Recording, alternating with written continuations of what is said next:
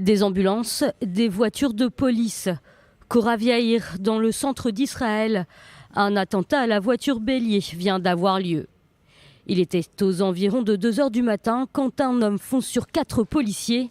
Très vite, les secours arrivent sur place.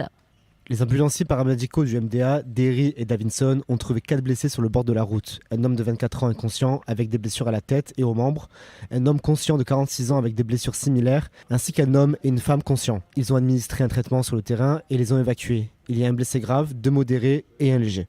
Transportés à l'hôpital Meir à Kfar Saba et le centre médical de Bellinson à Petar Tikva, les blessés sont toujours sous observation. Une première attaque à la voiture bélier et le terroriste prend la fuite et continue son chemin jusqu'au poste de contrôle d'Eliaou.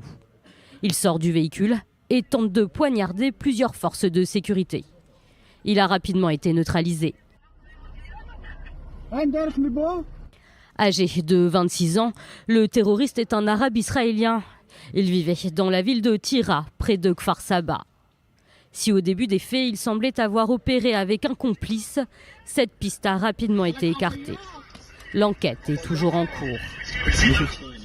Un attentat qui survient quelques jours après une attaque à l'arme blanche dans le centre commercial de Gan Yavne, une ville du sud du pays à proximité d'Ashdod. 3 personnes y avaient été poignardées. Leur vie n'est plus en danger. Le terroriste était un jeune homme de 19 ans, originaire du village de Doura, en Cisjordanie. Il était entré illégalement en Israël.